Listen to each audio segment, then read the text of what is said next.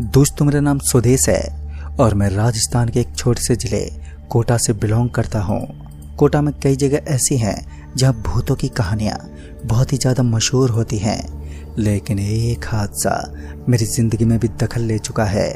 साल 2013 की बात है, जब मेरी उम्र 23 साल की थी। उस समय मैं पशु चारण का काम करता था।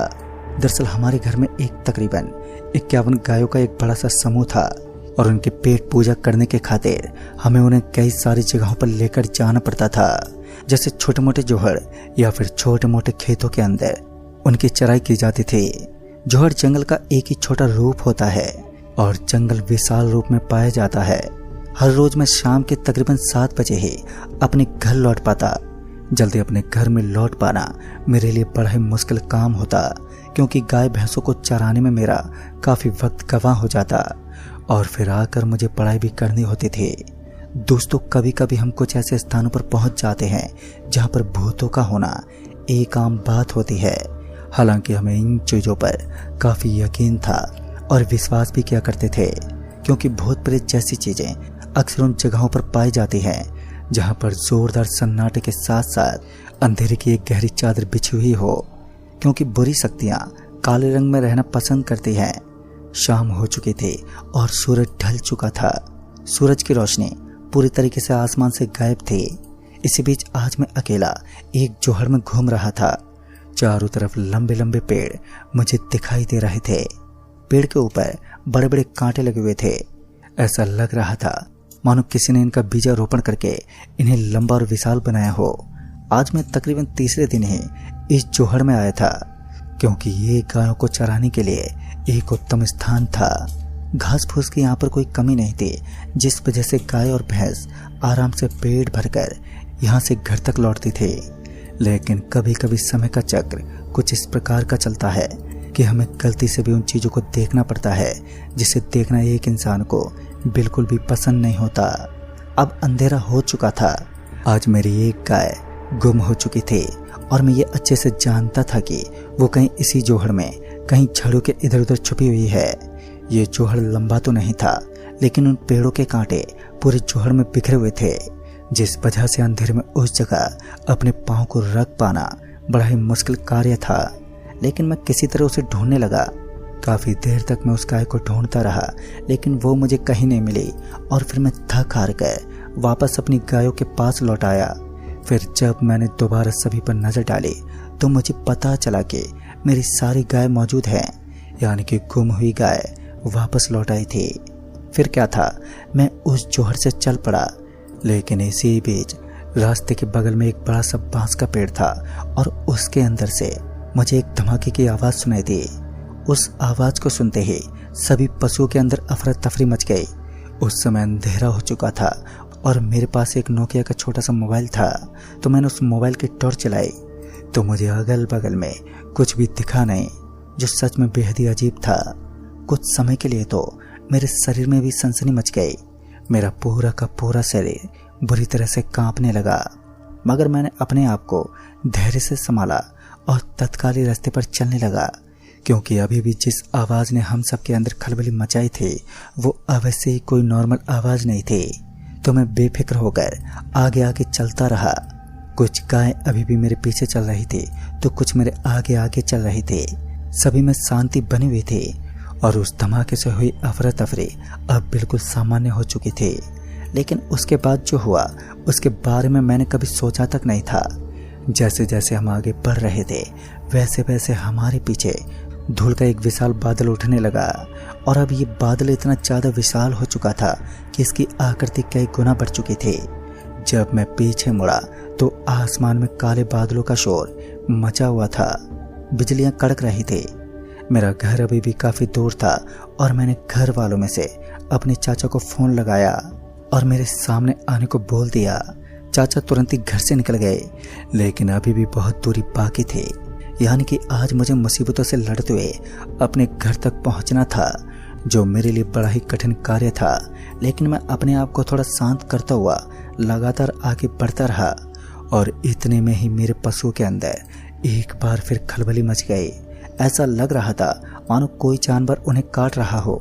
सभी इधर से उधर भागने लगे और मैं उन्हें संभालने में अब पूरी तरह से नाकाम था, जिस वजह से उनका इधर उधर हो जाना इम्पॉसिबल था।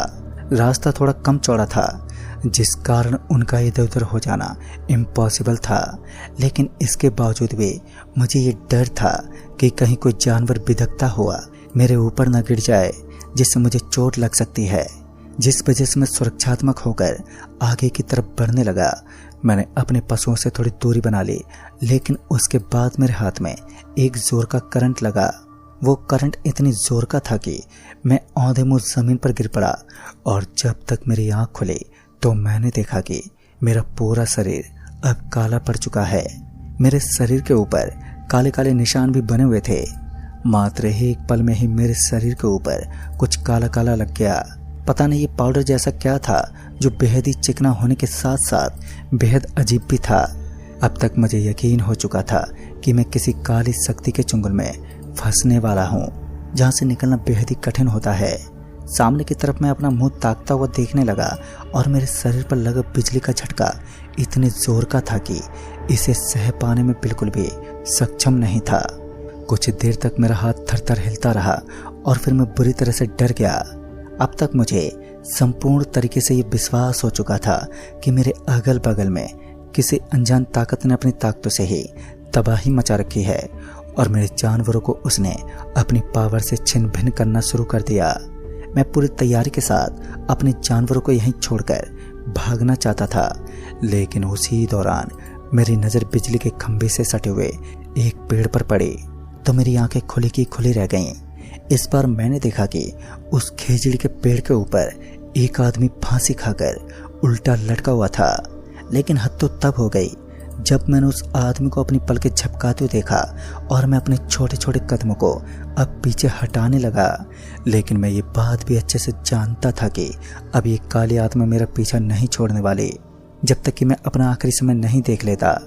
अब तक मैं अंदर से पूरा फूल चुका था। मेरे अंदर इतनी भी हिम्मत नहीं थी कि मैं अपने थरथराते हुए कदमों के साथ आगे की तरफ बढ़ सकूं। और फिर मुझे एहसास हुआ कि मेरे बिल्कुल पीछे पीछे कोई चल रहा है, जिसके कदमों की आहट साफ साफ मेरे कानों तक पहुंच रही है। एक पल के लिए जब मैं पीछे मुड़ा तो मेरी आंखें खुली की खुली रह गईं। इस बार जो नज़ारा मैं देख रहा था वो अकल्पनीय होने के साथ साथ मेरी जिंदगी का सबसे डरावना और दिल दहला देने वाला मंजर था। मैंने देखा कि मेरे पीछे पीछे खोपड़ी फटा हुआ एक आदमी चल रहा था। उसके सर के अंदर से मक्खियों के भिन भिन करने की आवाज़ सुनाई दे रही थी, मानो उसका सर फट चुका हो और साल बीतने के कारण उसका सर गल चुका है। उस समय हिम्मत तो दूर की बात थी, मैं अपने पलकों को भी झपका पाने में पूरी तरह से नाकाम था।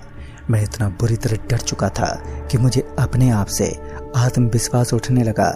मुझे ऐसा लगा कि किसी ने मेरे हाथ को पकड़ लिया है और मेरे हाथ को इतना कसकर पकड़ा था कि मैं अपनी बॉडी को भी हिला पाने में अब नाकाम था। मैं अपनी ओर से पूरी ताकत झोंकता रहा, लेकिन अफसोस मैं अपनी जगह से हिल डुल पाने में भी नाकाम था।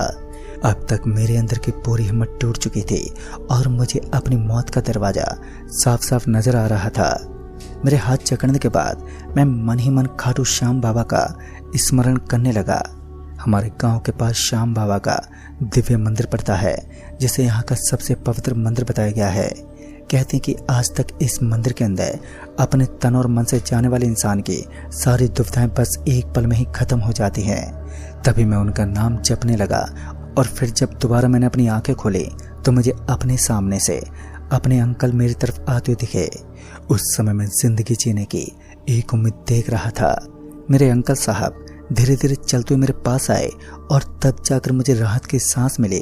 फिर जब मैं पीछे मुड़ा तो मैं पूरी तरह से नॉर्मल हो चुका था और वो शख्स भी गायब था। लेकिन आज मेरे अंकल का स्वभाव थोड़ा विचित्र लग रहा था। जहां उनके बोलने का अंदाज थमता नहीं था, तो आज उनके मुंह से मैंने एक लफ्ज भी नहीं सुना। मैंने भी ज़्यादा ध्यान नहीं दिया और उनके आगे आगे चलता रहा। फिर थोड़ी ही दूर आगे जाने के बाद जो दृश्य मैं देख रहा था, उससे अजीब दृश्य मैं अपनी ज़िंदगी में कभी देख भी नहीं सकता। मैंने देखा कि मुझे अपने सामने की तरफ से अपने अंकल आते हुए दिखे। सबसे पहले वो मेरे पास आए और मेरा हाथ पकड़कर मुझसे पूछने लगे, तुम ठीक तो हो ना? तुम्हें कुछ हुआ तो नहीं? मैं अपने अंकल की इन बातों से पूरी तरह हिल चुका था। भला ऐसा कैसे मुमकिन था? जब मैं पीछे मुड़ा तो वहाँ कोई नहीं था, लेकिन मेरे गले में मौजूद एक ताबीज चमक रहा था और तब जाकर मैं समझ गया और आज एक चमत्कारी शक्ति ने ही मेरी सुरक्षा की है। दरअसल मेरे गले में बंद हुआ ये दिव्य ताबीज श्याम बाबा का ही था और आज श्याम बाबा ने स्वयं मेरी मदद की। दोस्तों, आज भी मैं भगवान का आभारी हूँ कि उस दिन उन्हीं के कारण मैं अपनी जान बचाकर निकल गया।